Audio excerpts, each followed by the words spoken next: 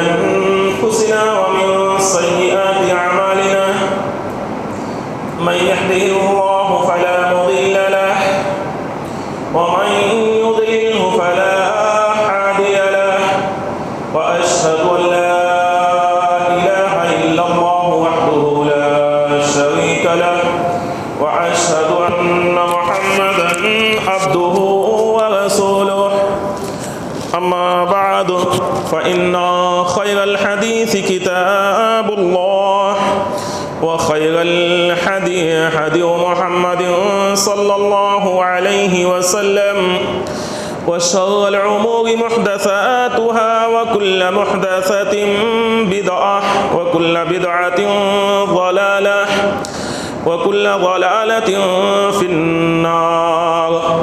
أعوذ بالله السميع العليم من الشيطان الرجيم. بسم الله الرحمن الرحيم.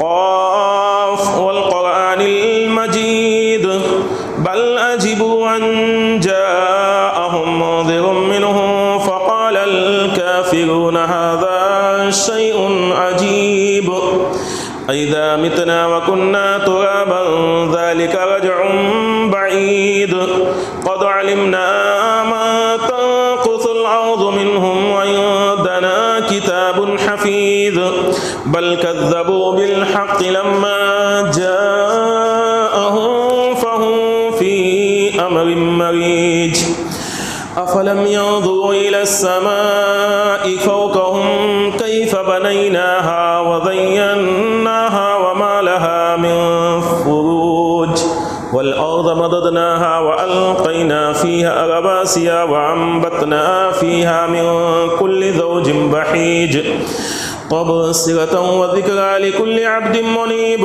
ونزلنا من السماء ماء مباركا فأنبتنا به جنات وحب الحصيد والنخل باسقات لها طلع نضيد رزقا للعباد وأحيينا به بلدة ميتا كذلك الخروج كذبت قبلهم قوم نوح وأصحاب الرس وثمود وعاد وفرعون وإخوان لوط وأصحاب الأيكة وقوم طبع كل كذب الرسل فحق وعيد أفعينا بالخلق الأول بل هم في لبس من خلق جديد. قال الله تعالى في مقام آخر إياك نعبد وإياك نستعين.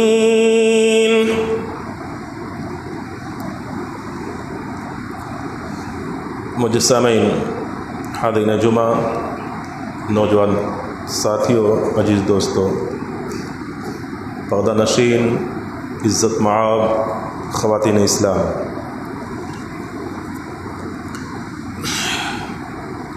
تمام قسم کی تعریفات، تسبیحات و تحلیلات و تکبیرات اللہ خالق کل مالک ارض و سما کے لیے لائق و زیبا، جس نے پوری کائنات کو پیدا کیا اور کل کائنات کا اکیلے مالک بھی وہی ہے، پوری دنیا کا حاکم اور رب بھی وہی ہے۔ اللہ کا بے پناہ شکر احسان کہ اللہ رب العزت نے اپنی تمام مخلوق میں ہم انسانوں کو افضل درجہ دیا۔ اس سے بھی کہیں زیادہ اللہ کا احسان اس بات پر کہ اللہ رب العزت نے ہمیں اپنا پسندیدہ دین اسلام عطا کرنے کے لیے اپنے نبی افضل الانبیاء سید المرسلین جناب محمد رسول اللہ صلی اللہ تعالی علیہ وسلم کو آخری نبی اور پیغمبر کی شکل میں بھیجا، جن کے ذریعے سے ہمیں اللہ کا یہ دین ملا، اور یہ دین دین اسلام تمام ادیان میں سب سے افضل دین ہے اور یہی دین اللہ کے یہاں قابل قبول ہے۔ درود و سلام ہو، اللہ کی بے شمار رحمتیں نازل ہوں جناب محمد رسول اللہ صلی اللہ علیہ وسلم پر، جن کے ذریعے سے ہمیں ہدایت کا راستہ ملا۔ درود و سلام نازل ہوں دوسرے تمام انبیاء کرام پر بھی جو اپنی قوموں کے لیے رہنما اور رہبر بن کر مبعوث کیے گئے تھے۔ معزز سامعین، خطبہ مسنونہ کے بعد تلاوت کی گئی آیت کریمہ ایک سورت جس کا نام ام القرآن ہے، یعنی سورۃ الفاتحہ کی ایک آیت میں نے تلاوت کی ہے۔ خطبہ جمعہ کا موضوع آج 2 جمعہ سے آپ حضرات کے سامنے توحید اور اس کی حقیقت اور فضیلت بیان کی جا رہی ہیں۔ انشاءاللہ اسی موضوع کو تھوڑا آگے بڑھاتے ہوئے میں آپ حضرات کے سامنے توحید کیا ہے، کس طرح سے ہم توحید پر گامزن رہ سکتے ہیں، اور اگر ہم نے یہ اصول چھوڑا تو کس طرح سے ہم شرک میں ملوث ہو جائیں گے، اور یہ شرک ہمیں کیسے جہنم کا ایندھن بنا کر چھوڑے گا، اسی پر تھوڑا بہت گفتگو کرنا ہے۔ اللہ سے دعا ہے اللہ رب العزت ہمیں توحید اور اس کی حقیقت کو سمجھنے کی اور اپنی زندگی میں توحید کو نافذ کرنے کی، توحید کے مطابق زندگی گزارنے کی توفیق عطا فرمائے۔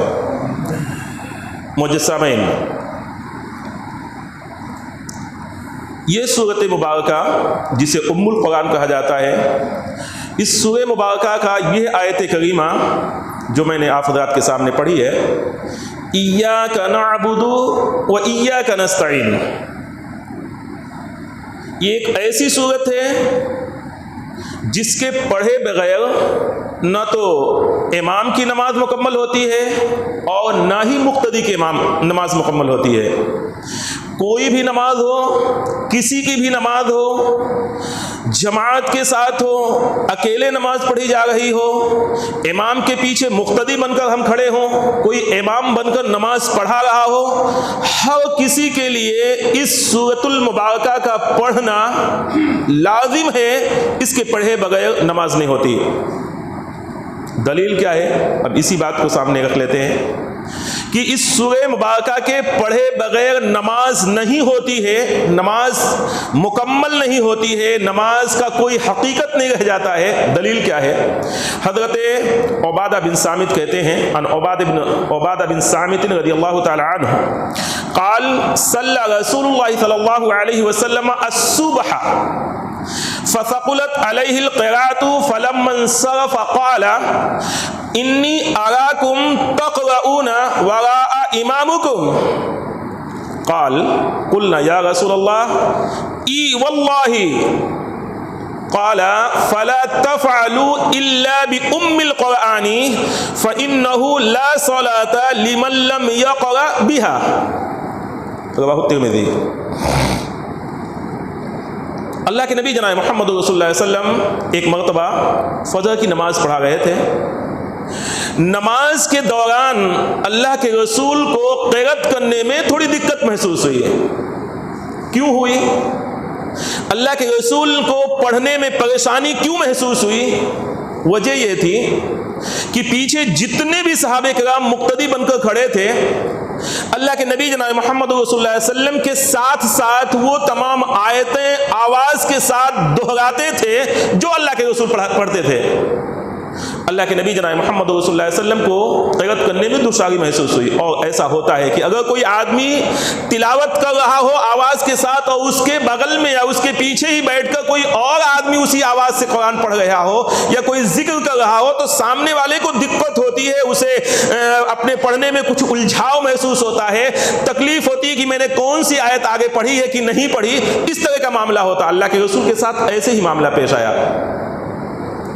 اللہ کے نبی جناب محمد رسول اللہ علیہ وسلم نے جب نماز ختم کی فلما انصرف قال انی اراکم تقرؤون وراء امامکم، میرا خیال ہے کہ تم لوگ اپنے امام کے پیچھے کچھ پڑھتے ہو. نماز ختم کرنے کے بعد اللہ کے رسول نے صحابہ کرام کی طرف منہ کر کے بیٹھے اور پھر اللہ کے رسول نے صحابہ کرام کو مخاطب کر کے فرمایا. یہ بھی ایک سنت ہے کہ امام نماز ختم کرنے کے بعد قبلہ رخ ہو کر کے نہ بیٹھا رہے بلکہ وہ مقتدیوں کی طرف اپنا منہ کر کے بیٹھ جائے. اللہ کے رسول کی یہی سنت ہے, آپ ایسا ہی کرتے تھے. اس دن بھی اللہ کے رسول کے ساتھ یہی معاملہ ہوا کہ آپ نے نماز ختم کی. نماز ختم کرنے کے بعد جب آپ نے اپنا چہرہ مقتدیوں کی طرف پھیرا, اللہ کے نبی جناب محمد رسول اللہ علیہ وسلم نے ارشاد فرمایا انی اراکم تقرؤون وراء امامکم, میں تو یہ سمجھ رہا ہوں, مجھے ایسا لگا کہ تم لوگ اپنے امام کے پیچھے کچھ پڑھ رہے ہو, پڑھتے ہو. صحابہ کرام کہتے ہیں ہم جتنے بھی صحابہ کرام وہاں موجود تھے اس وقت نماز میں, ہم تمام نے کہا ای واللہ یا رسول اللہ, اللہ کے رسول, اللہ کی قسم ہم پڑھتے ہی, یعنی ایسا ہی ہے کہ ہم آپ کے ساتھ تلاوت دہراتے رہتے ہیں. وہ آیت جو آپ آگے پڑھتے ہیں ہم اس کے پیچھے پڑھتے رہتے ہیں. اللہ کے نبی جناب محمد رسول اللہ علیہ وسلم نے ارشاد فرمایا فلا تفعلوا الا بام القرآن فانه لا صلاة لمن لم يقرأ بها. اللہ کے رسول نے کہا ایسا مت کرو, یہ کام نہ کرو, امام کے ساتھ تم آیتوں کو نہ دہراؤ سوائے ام القرآن کے. یہ قرآن کی ماں ہے, یہ سورت قرآن کی ماں ہے. اسی سورت سے قرآن کی تمام آیتیں گویا کہ اس کی شاخ ہے, یہیں سے نکلی ہیں. تمام قرآن کا نچوڑ ہے یہ سورت مبارکہ. اللہ کے رسول نے کہا فلا تفعلوا الا بام القرآن, تم لوگ ایسا نہ کرو سوائے ام القرآن کے, یعنی سورہ فاتحہ کی, اس کے علاوہ کچھ نہ پڑھو لیکن اس کو ضرور پڑھو. فإنه لا صلاة لمن لم يقرأ بها, اس وجہ سے کہ اگر کوئی آدمی اس کو نہیں پڑھتا ہے تو اس کی نماز نہیں ہوتی ہے. وضاحت کے ساتھ اللہ کے رسول نے بات ارشاد فرما دی. حالت کیا تھی آپ یہاں دیکھ لیں. لوگ کہتے ہیں امام کے پیچھے کچھ نہیں پڑھنا ہے. اللہ کے نبی جناب محمد رسول اللہ علیہ وسلم نے جب یہ حدیث مبارکہ بیان فرمائی اس وقت کیا حالت تھی. حدیث میں وضاحت موجود ہے. اللہ کے رسول نے فجر کی نماز پڑھا رہے تھے. اللہ کے رسول فجر کی نماز پڑھا رہے تھے. فجر کی نماز میں آپ کے ساتھ ایسی دشواری محسوس ہوئی, آپ نے سلام پھیرنے کے بعد صحابہ سے پوچھا تو صحابہ کرام نے کہا ہاں ہم ایسا کرتے ہیں. اللہ کے رسول نے منع کیا مت پڑھو سوائے ام القرآن کے. مجھے صرف اور صرف آپ حضرات کے سامنے ام القرآن کی جو فضیلت ہے وہ بیان کرنا مقصود تھا کہ ام القرآن کیا ہے. یہ ام القرآن ایک ایسی سورت مبارکہ ہے کہ اگر قرآن سے اس سورت کو نکال لیا جائے تو قرآن کی حقیقت ادھوری رہ جائے گی. پورے قرآن کا نچوڑ ہے یہ ام القرآن. اور اس سورت مبارکہ سے اگر اس آیت کو نکال دیا جائے ایاک نعبد و ایاک نستعین, تو سورت مبارکہ کا مفہوم ادھورا رہ جائے گا, کوئی مطلب نہیں رہ جاتا ہے. یہ آیت کریمہ اس صورت مبارکہ میں ایسے ہی ہے جیسے کہ کسی انگوٹھی میں نگینہ جڑی ہوئی ہو اور وہ بالکل بیچ میں ہوتا ہے. بالکل ایسے ہی یہ آیت کریمہ اس صورت کی گویا کہ انگوٹھی میں نگینے کی حیثیت رکھتی ہے. یہ آیت کریمہ ایاک نعبد و ایاک نستعین. آپ اس صورت مبارکہ کو سامنے رکھیں, تلاوت کریں, پڑھیں. بسم اللہ الرحمن الرحیم الحمدللہ رب العالمین. اس سے پہلے یہ 3 آیتیں ہیں, پھر ایاک نعبد و ایاک نستعین, اس کے بعد میں بھی 3 آیتیں ہیں. یہ درمیانی آیت مبارکہ اتنی اہمیت کی حامل ہے کہ اس میں تمام کی تمام توحید کی باتیں اللہ رب العزت نے رکھ دی ہیں. گرچہ چھوٹی سی آیت کریمہ لیکن پورے قرآن کا, پورے سورت مبارکہ کا یہ نچوڑ ہے اور یہ سورت مبارکہ پورے قرآن کا نچوڑ ہے. لہذا توحید کو اگر سمجھنا ہے تو اس سورت مبارکہ کی تفسیر پڑھیے, اس سورت مبارکہ کی فضیلت کو سمجھیے, نمازوں کے اندر اس سورت کو پڑھیے, ورنہ نمازوں کا کوئی مطلب نہیں رہ جاتا. صرف اٹھ بیٹھ لینے سے آپ کی نماز اللہ کے یہاں قابل قبول نہیں ہوگی. محترم دوستو, چونکہ موضوع ہمارا جو ہے وہ توحید اور اس کی حقیقت ہے, اس کی اہمیت ہے, اس کے تعلق سے آج ہم اسی آیت پر, اور اس آیت کا, یہ آیت 2 جملوں پر مشتمل ہے. ایاک نعبد ایک جملہ ہے, ایک سینٹنس ہے، دوسرا جملہ وَإِيَّاكَ نَسْتَعِينُ ہے، لیکن اس دونوں جملوں میں سے جو پہلا جملہ ہے إِيَّاكَ نَعْبُدُ، ہم تیری عبادت کرتے ہیں، لیکن اس کا اگر ترجمہ آپ ایسا کریں گے جیسا میں نے ابھی کہا تو یہ غلط ہے۔ ہم تیری عبادت کرتے ہیں، اس کا یہ ترجمہ غلط ہے۔ کیوں؟ اس جملے میں یہ مفہوم پایا جاتا ہے کہ ہم تیرے علاوہ اور بھی عبادت کرتے ہیں، ہم اور بھی عبادت کر سکتے ہیں۔ ہم تیری عبادت کرتے ہیں یعنی اور بھی عبادت ہم سے ہو سکتی ہے، یا ہم کرتے ہیں، یا ہم تیری بھی عبادت کرتے ہیں۔ اگر اس کا یہ ترجمہ کیا جائے تو یہ بھی غلط ہے، اس وجہ سے کہ ہم تیری بھی عبادت کرتے ہیں یعنی مفہوم یہ ہوا کہ ہم اور کی بھی عبادت کرتے ہیں۔ اس کا یہ ترجمہ بھی اگر کوئی کرتا ہے تو غلط ہے۔ ترجمہ اصل ہے ایاک نعبد، ہم تیری ہی عبادت کرتے ہیں، تیرے سوا کسی کو نگاہ اٹھا کر دیکھتے ہی نہیں ہیں عبادت کے تعلق سے، ہم تیری ہی عبادت کرتے ہیں۔ اس کے تعلق سے اس بات کو سمجھنے کے لیے اللہ کے نبی جناب محمد رسول اللہ علیہ وسلم کی آیت کریمہ جس میں حضرت سعد بن عبادہ رضی اللہ تعالی عنہ کا واقعہ ذکر ہے، ہم تیری عبادت کرتے ہیں، یہ ترجمہ بھی غلط ہے اس آیت کا۔ ہم تیری بھی عبادت کرتے ہیں، یہ ترجمہ بھی غلط ہے۔ ہم تیری ہی عبادت کرتے ہیں، یہی اصل ترجمہ ہے۔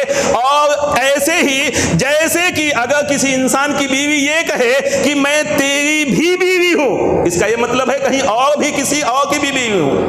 ایسا آدمی کیا ایسی بیوی کو اپنے پاس رکھنا گوارا کرے گا؟ نہیں۔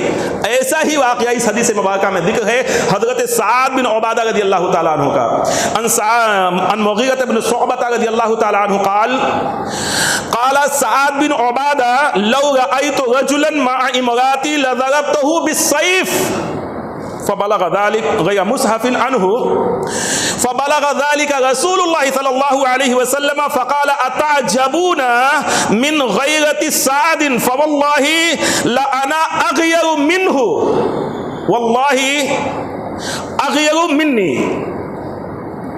حضرت سعد بن عبادہ رضی اللہ تعالیٰ عنہ نے، مغیرہ بن شعبہ کہتے ہیں مشہور صحابی حضرت سعد بن عبادہ کا واقعہ، کہتے ہیں حضرت سعد بن عبادہ نے کہا کہ اگر میں اپنی بیوی کو کسی غیر کے ساتھ دیکھ لوں تو اللہ کی قسم میں اس کی گردن اپنی ننگی تلوار سے اڑا دوں گا۔ وہ یہ بات صحابہ کرام کے درمیان کہہ گئے، یہ بات اللہ کے رسول تک پہنچی۔ اللہ کے نبی جناب محمد رسول اللہ علیہ وسلم نے جب ان کی یہ بات سنی تو اللہ کے رسول نے کہا اتعجبون من غیرت سعد، کیا تم لوگ سعد بن عبادہ کی غیرت پر تعجب کرتے ہو؟ یہ غیرت ہی انسان کی، یہ انسان کی عزت ہے، یہ عزت کا معاملہ ہے، غیرت کا معاملہ ہے۔ کیا تم لوگ سعد کی غیرت پر تعجب کرتے ہو؟ فواللہ لأنا اغیر منہ، اگر یہ تو سعد کی غیرت ہے اور اللہ کی قسم میں سعد سے کہیں زیادہ غیرت مند ہوں۔ پھر اللہ کے رسول نے آگے ارشاد فرمایا واللہ اغیر منی، اور واللہ اغیر منی، اور اللہ مجھ سے کہیں زیادہ غیرت مند ہے۔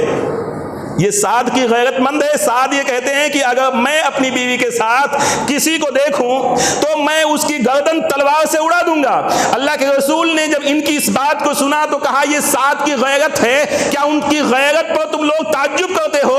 اگر میں ان سے کہیں زیادہ غیرت مند ہوں اور اللہ مجھ سے کہیں زیادہ غیرت مند ہے۔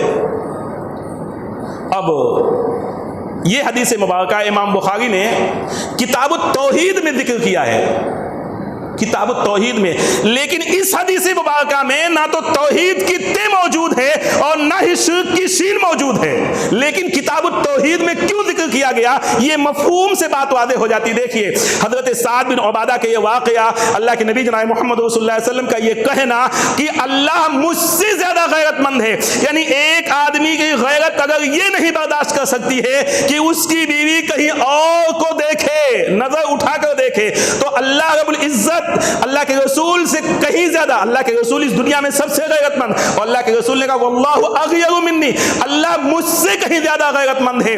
تو اللہ رب العزت کے ساتھ اگر یہ معاملہ ہو کہ اللہ نے بندے کو اپنی عبادت کے لیے پیدا کیا ہے, اب یہ بندہ اللہ کو چھوڑ کر کے کسی اور کی عبادت کرے, تو کیا وہ آدمی گردن زدنی کا حقدار نہیں ہے؟ کیا وہ آدمی جہنم کا مستحق نہیں ہے؟ بالکل ہے. جب ایک آدمی اپنی غیرت اس طرح سے بیان کر سکتا ہے کہ میں اپنی بیوی کے ساتھ کسی کو دیکھوں تو اس کا گردن اڑا دوں, اور ہے وہ آدمی گردن زدنی کے قابل, تو اللہ رب العزت اس بات کا زیادہ حقدار ہے کہ اگر اس کے ساتھ ایسا کوئی معاملہ ہو, یعنی اس کی عبادت میں کسی کو شریک کیا جائے, اس کی وحدانیت میں کسی کو شریک کیا جائے, اس کی الہیت میں کسی کو شریک کیا جائے, اور اس کی کسی بھی عبودیت میں کسی کو شریک بنایا جائے, وہ آدمی اس بات کا حقدار ہے کہ وہ ہمیشہ ہمیشہ کے لیے جہنم میں داخل کیا جائے. اس حدیث مبارکہ کا کتاب التوحید میں ذکر کرنے کا یہی مفہوم ہے. توحید یہ ایک ایسی چیز ہے جو انسان کو اللہ کے یہاں مغفرت کے قابل بنا دیتی ہے, گرچہ اعمال کیسے ہی کیوں نہ ہوں, اور انسان کی نیکیاں کتنی بھی کیوں نہ ہوں, اگر اس کی زندگی میں توحید نہ ہو تو ایسا آدمی اللہ کے یہاں مغفرت کا مستحق نہیں ہے, گرچہ اس کے پاس نیکیوں کا پہاڑ ہی کیوں نہ ہو. محترم دوستو, اللہ کے نبی جناب محمد رسول اللہ علیہ وسلم نے یہاں جو باتیں بیان فرمائی اس حدیث مبارکہ میں, اور یہ حدیث امام بخاری نے جو کتاب التوحید میں ذکر کیا ہے, حدیث کا جو ابھی میں نے مفہوم بیان کیا اس سے بالکل واضح ہو جاتا ہے کہ کتاب التوحید میں اس حدیث کے ذکر کرنے کا کیا معنی ہے, کیوں ذکر کیا گیا. اسی طرح سے ایک بات میں آپ حضرات کے سامنے یہ کہوں کہ اللہ ہی حق ہے. قرآن مقدس میں اللہ ہی حق ہے, اللہ کے علاوہ جتنے بھی ہیں سب باطل ہیں. اللہ رب العزت نے قرآن مقدس میں یہ بات ارشاد فرمائی, ذالک بان اللہ هو الحق وان ما يدعون من دونه هو الباطل. یعنی اللہ رب العزت یہی پکارنے کے, یہی عبادت کے قابل ہے, یہی پکارنے کے لائق ہے, اور اس کے علاوہ جتنے بھی ہیں وہ سارے کے سارے باطل ہیں. اللہ کے علاوہ جن جن کو بھی پکارا جاتا ہے, یا جن جن کی بھی عبادت کی جاتی ہے, یا جن جن کے سامنے عبادت کی کوئی بھی شکل اختیار کی جاتی ہے, وہ سارے کے سارے باطل ہیں, وہ عبادت کے مستحق نہیں ہیں. اللہ رب العزت نے قرآن مقدس میں ایک جگہ اور ارشاد فرمایا, لہو دعوت الحق, پکارنے کے قابل وہی ہے, حق ہے کہ وہ اسی ہی کو دعوت دی, اسی ہی کو پکارا جائے.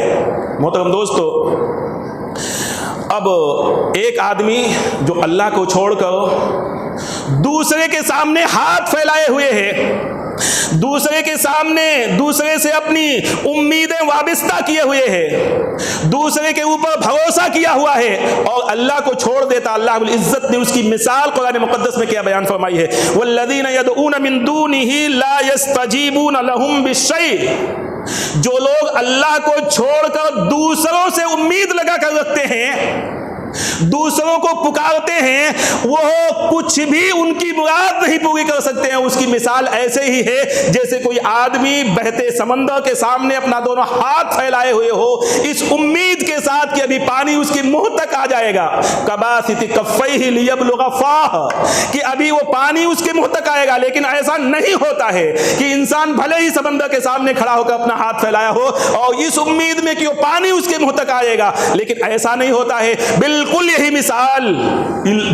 مثال اس آدمی کی ہے جو اللہ کو چھوڑ کر دوسرے سے امید رکھتا ہے, دوسرے سے آس لگا کر بیٹھتا ہے, یا دوسرے کے لیے عبادت کی کوئی شکل اختیار کرتا ہے.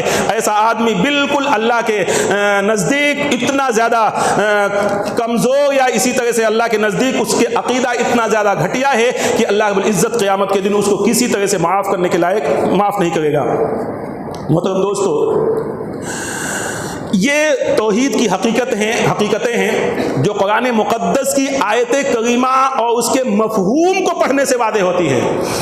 لیکن افسوس ہے, توحید سے دور رکھنے کے لیے, لوگوں کو اصل توحید نہ بتانے کے لیے, اپنے مذہب کی روٹی سینکنے کے لیے لوگوں نے یہ مشہور کر رکھا ہے کہ قرآن کو ترجمے سے نہ پڑھا جائے, تم اسے نہیں سمجھ سکتے ہو. محترم دوستو، قرآن کی زبان یہ عربی ہے، عربی زبان یہ بہت سخت ہے. ٹھیک ہے، عربی زبان سخت ہے، مان لیا جاتا ہے، لیکن آج دنیا میں تعلیم کا معاملہ کتنا آگے نکل چکا ہے. ہر زبان کے تراجم دوسری زبانوں میں موجود ہیں، جو بھی آپ زبان سمجھتے ہو، لیکن لوگوں کو توحید نہ سمجھانے کے لیے یہ سارے راستے اپنائے جاتے ہیں. اور انسانیت، آج پوری دنیا انسانیت قرآن سے اپنا لگاؤ اس قدر کاٹ لیا ہے کہ ایسا معلوم ہی نہیں ہوتا ہے کہ قرآن ان کے اوپر یا ان کے لیے نازل کیا گیا ہے. محترم دوستو، اگر یہ کہا جائے کہ آج دنیا میں قرآن ہی ایک ایسی مظلوم کتاب ہے کہ اس کے ساتھ جو ظلم ہوتا ہے وہ کسی اور کتاب کے ساتھ نہیں. آج ایک معمولی 1 روپے کا ردی پیپر اگر انسان اخبار لیتا ہے تو اسے سمجھ کر پڑھنے کی کوشش کرتا ہے. ایک معمولی کہانی کی کتاب، الٹ پھیر کہانیوں کی کتاب ہے، انسان سمجھ کر پڑھنے کی کوشش کرتا ہے. اگر اس میں کوئی چیز پیچیدگی کے ساتھ بیان کی گئی ہے تو دوسرے سے پوچھتا ہے، بھائی اس کا کیا کہنے کا مطلب ہے، لکھنے والے نے، صاحب کتاب نے کیا سمجھایا ہے. لیکن قرآن ھذا بلاغ للناس، یہ پوری دنیا انسانیت کے لیے خط ہے اللہ کی طرف سے. اس خط کو ہم نہیں سمجھ رہے ہیں. محترم دوستو، سمجھنے کی کوشش بھی نہیں کرتے ہیں. آج یہ دور جو ہے ٹیکنالوجی کا، یہ خطوط کا سلسلہ جو ختم ہو گیا، لیکن جب پہلے خطوط لوگوں کے یہاں آتے اور جاتے تھے، پردیس میں رہنے والا آدمی اپنے گھر پر خط دیتا تھا، تو اگر تسلیم کر لیا جائے کوئی بیٹا کہیں پردیس میں ہو اور وہ خط اپنے والدین کو لکھے اور والدین پڑھنا نہ جانتے ہوں، چٹھی دینے والا پوسٹ مین لا کر کے خط سامنے پیش کرے اور یہ کہے یہ آپ کے بیٹے کا خط ہے، کیا وہ ماں باپ اس خط کو لے کر کے کسی صندوق میں بند کر دیں گے اور اسے پڑھنے کی کوشش نہیں کریں گے؟ اسے فوراً پڑھنے کی کوشش کریں گے، اور خود نہیں پڑھنا آتا ہے تو پڑھنے والوں کے پاس جائیں گے اور کہیں گے کہ بھائی اس میں کیا لکھا ہے، میرے بیٹے نے اپنی کیا جذبات ذکر کیے ہیں، میرے بیٹے نے کن کن حالات کا تذکرہ اس میں کیا ہے، ذرا پڑھ کر ہمیں سمجھاؤ. جب تک پڑھ کر اسے سمجھ نہیں لیں گے ماں باپ کو سکون نہیں ہوگا. لیکن یہ خط جو پوری دنیا انسانیت کے لیے ہے، اسے ایسا بند کر کے رکھ دیا گیا ہے کہ انسان اسے سمجھنے کی کوشش نہیں کرتا ہے. ٹھیک ہے، آپ کو عربی نہیں آتی ہے، آپ کو اردو نہیں آتا ہے، لیکن اس دنیا میں اس قرآن کے تراجم تمام زبانوں میں موجود ہیں. اور آپ کے یہاں جو لوگ زبانوں کے جاننے والے ہیں، ان لوگوں سے پوچھئے، سمجھنے کی کوشش کیجئے. فَاسْأَلُوا أَهْلَ الذِّكْرِ إِن كُنتُمْ لَا تَعْلَمُونَ، پوچھو ان لوگوں سے، علم حاصل کرو ان لوگوں سے جو جاننے والے ہیں، اگر آپ کے پاس علم نہیں ہے. لیکن محترم دوستو، لوگوں نے گمراہیت کے ایسے راستے، ایسی مثالیں بیان کر کے لوگوں کے سامنے پیش کر دی ہیں کہ ایک تو عوام کو اس قرآن سے لگاؤ نہیں ہے، دوسرے عوام کو اس قرآن سے بے رخی کا اور بہت سارے مثالیں لوگوں نے پیش کر دی ہیں کہ قرآن کو نہ سمجھنا ہے، نہ اس کو پڑھنا ہے، اور توحید کیا ہے وہ انسان سمجھنے کی کوشش نہیں کرتا ہے. اور یہ دعویٰ ہے کہ اگر کوئی انسان پورے قرآن مقدس کو ترجمے کے ساتھ ایک بار پڑھ لے تو عقیدے کے تعلق سے دنیا کا کوئی بھی انسان اسے گمراہ نہیں کر سکتا ہے، کہ قرآن نے عقیدہ توحید پر بہت زور دیا ہے. قرآن کا لگ بھگ ایک حصہ پورے عقیدے کے تعلق سے ہے. محترم دوستو، اگر صرف سورہ فاتحہ ہی کو سمجھ کر پڑھ لیا جائے، سورۃ الاخلاص کو سمجھ کر پڑھ لیا جائے، تو انشاءاللہ انسان توحید کے معاملے میں کبھی گمراہ نہیں ہوگا. لیکن اتنی آسان صورتیں، اتنی عام فہم صورتیں، اتنی مشہور صورتیں جو ہر بچے کی زبان زد ہے، ان صورتوں کے بھی مفہوم کو نہیں سمجھا جا رہا ہے یا نہیں سمجھ کر پڑھا جا رہا ہے. ہر انسان سورہ فاتحہ ہر انسان کو یاد ہے، لیکن اس کے تراجم، اس کے مفہوم لوگ جاننے کی کوشش نہیں کرتے. نہیں معلوم، ٹھیک ہے، کوشش تو کیجئے. یہ توحید ہے. توحید اگر سمجھنا ہے تو قرآن اور اس کے مفاہیم کو پڑھنا پڑے گا. محترم دوستو، تف ہے ایسی عقل پر اللہ رب العزت نے قرآن مقدس میں ایسے ہی مشرکوں کے تعلق سے کہا ہے، اف لکما ولما تعبدون. تف ہے تمہاری عقلوں پر اور ان تمام پر جن کی تم عبادت کرتے ہو. افسوس کہ لوگوں نے توحید کو نہیں سمجھا. محترم دوستو، قرآن مقدس میں ایک آیت کریمہ ہے، دیکھیے توحید اللہ رب العزت نے کتنی وضاحت کے ساتھ قرآن مقدس میں بیان کیا ہے. اگر انسان سمجھنے کی کوشش کرے تو قرآن مقدس میں جو آیت کریمہ، وہ آیت کریمہ کیا ہے؟ انک لا تسمع الموت ولا تسمع الصم الدعاء اذا ولوا مدبرین۔ قرآن مقدس کی آیت کریمہ کا معنی کیا ہے؟ انکا لا تسمع الموت ولا تسمع الصم الدعاء، تم مردوں کو نہیں سنا سکتے اور تم بہروں کو نہیں سنا سکتے۔ قرآن مقدس میں یہ دو جملے جو بیان کیے گئے ہیں، آخر اس کا مفہوم کیا ہے؟ بات اللہ رب العزت نے کہہ دی کہ انکا لا تسمع الموت، تم مردوں کو نہیں سنا سکتے، بات پوری ہو گئی تھی کہ بھائی مردے نہیں سنتے ہیں، لیکن آگے جو اللہ رب العزت نے بات ذکر کی ہے وہ اللہ رب العزت نے کیوں بیان کی؟ اس وجہ سے کہ قرآن مقدس میں ایک آیت دوسرے آیت کی دلیل ہوا کرتی ہے، ہر چیز اللہ رب العزت نے دلیل کے ساتھ ذکر کی، کوئی بھی دعویٰ اگر ذکر ہے تو اس کی دلیل اللہ نے ضرور ذکر کیا ہے۔ انکا لا تسمع الموت ولا تسمع الصم الدعاء، تم مردوں کو نہیں سنا سکتے، یہ جملہ دعویٰ ہے کہ مردے نہیں سنتے ہیں، ولا تسمع الصم الدعاء، اور تم بہروں کو نہیں سنا سکتے، یہ اسی دعوے کی دلیل ہے کہ جب بہرا نہیں سنتا ہے تو مردہ کیسے سن لے گا؟ ایک بہرا آدمی چل لیتا ہے، ایک بہرا آدمی دیکھتا ہے، ایک بہرا آدمی کھانا پینا کھاتا ہے، دنیا کے تمام کام کر لیتا ہے، چلتا پھرتا دوڑتا، شادی بیاہ کرتا ہے، بیوی بچے اس کے ہو سکتے ہیں، اولاد پیدا ہو سکتی ہے، لیکن صرف اور صرف سن نہیں سکتا۔ کیوں؟ اس وجہ سے کہ اللہ نے اس کی قوت سنوائی لے لی ہے، اس کے کان کی سماعت جو طاقت ہے وہ اللہ نے چھین لی ہے۔ اللہ کہتا ہے جب میں نے صرف کان چھین لیا ہے تو اس کو تم نہیں سنا سکتے، بقیہ سب موجود ہے اس کے پاس، تو اگر میں جان لے لوں تو پھر کیسے اسے سنا سکتے ہو؟ یہ دلیل ہے، یہ دعویٰ ہے، اس کی دلیل ہے۔ پہلا جملہ دعویٰ، دوسرا جملہ اسی کی دلیل ہے کہ جب میں نے کان لے لیا تب اسے تم نہیں سنا سکتے ہو، اور اگر میں کسی کی جان لے لوں تو اسے کیسے سنا پاؤ گے؟ آج انہی مردوں کے سامنے جن کے لیے بڑے بڑے قبے بنا کر لوگوں نے کھڑے کر دیے ہیں، وہیں سے تمام امیدیں وابستہ ہیں لوگوں کی، وہیں پر سب کچھ کیا جاتا ہے۔ یہی وجہ ہے کہ یہ امت آج لاچاری اور مفلسی کی زندگی جی رہی ہے۔ محترم دوستو، اگر اس امت نے توحید سمجھا ہوتا، اس امت نے رسالت کا حق ادا کیا ہوتا، تو شاید کہ یہ دن جو اس امت کو دیکھنا پڑ رہا ہے نہ دیکھنا ہوتا۔ محترم دوستو، اس کے علاوہ بہت ساری باتیں ہیں، انشاءاللہ اگلے خطبہ جمعہ میں کچھ چند آیتیں اور اس کے مفہوم میں آپ حضرات کے سامنے ذکر کرنے کی کوشش کروں گا۔ اور ایک سوال یہ بھی رہ جاتا ہے جو میں نے اگلے خطبہ جمعہ میں ذکر کیا تھا کہ لا الہ الا اللہ کی جو میں نے فضیلتیں بہت ساری بیان کی، وہاں ایک بات یہ ہے کہ کیا لا الہ الا اللہ صرف کہہ لینے سے، پڑھ لینے سے انسان جنت میں چلا جائے گا؟ تو ایسا تو نہیں ہے، صرف لا الہ الا اللہ کہہ لینے سے انسان جنتی ہو گیا یہ نہیں ہو سکتا۔ اس وجہ سے کہ ہر چیز کے بہت سارے شرائط ہوتے ہیں۔ مثال کے طور پر نماز کے بھی کچھ شرائط ہیں، اس میں سب سے پہلی شرط کیا ہے؟ وضو کے بغیر نماز نہیں ہوتی۔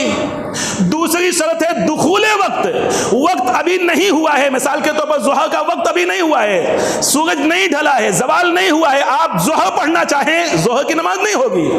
تو جس طرح سے ہر نماز کے لیے کئی ایک شرائط ہے، اسی طرح سے توحید کے لیے، لا الہ الا اللہ کہنے کے لیے بھی بہت سارے شرائط ہیں۔ ان میں سے 7 شرطوں کا تذکرہ میں آپ حضرات کے سامنے انشاءاللہ کروں گا کہ یہ 7 شرطیں اگر پائی جاتی ہیں تو انسان جنت میں جائے گا، ورنہ صرف لا الہ زبان سے رٹ لینے سے انسان جنتی نہیں ہو سکتا ہے۔ وہ 7 شرطیں کیا ہے؟ تفصیل کا موقع ہے، انشاءاللہ اگلے خطبہ جمعہ میں آپ حضرات کے سامنے یہ باتیں بیان کروں گا۔ اللہ سے دعا اللہ عزت ہر انسان کو نیک عمل کی توفیق عطا فرمائے، اللہ رب العزت ہر انسان کو صحیح سمجھ کی توفیق عطا فرمائے، اللہ رب العزت ہمیں آپ کو حقیقی معنوں میں توحید کو سمجھ لینے کی توفیق عطا فرمائے اور توحید کے مطابق اپنی پوری زندگی گزارنے کی توفیق عطا فرمائے۔ آمین وآخر دعوانا ان الحمدللہ رب العالمین۔ بارک اللہ لنا ولکم فی القرآن العظیم ونفعنی وإیاکم بالآیات والذکر الحکیم، انہ تعالی جواد کریم ملک رؤوف رحیم۔